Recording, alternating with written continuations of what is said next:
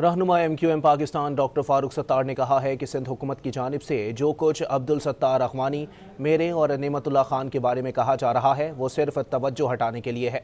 गुल प्लाजा की लीज और रेगुलराइजेशन में अगर कोई खिलाफ वर्जी हुई है तो वो तहकीकात में पेश होने को तैयार हैं।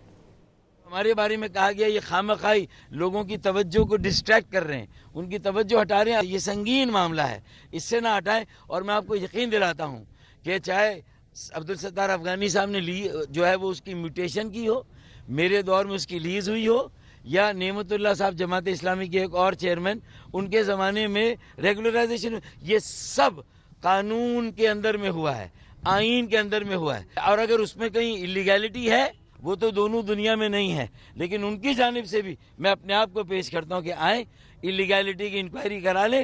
लीज में ये नहीं था कि आग लगेगी तो आप बुझाएंगे नहीं। आपसे सवाल हुआ है कि 24 घंटे के बाद आप आए, 24 घंटे तक कहाँ थे वजीर आला और मेयर कराची?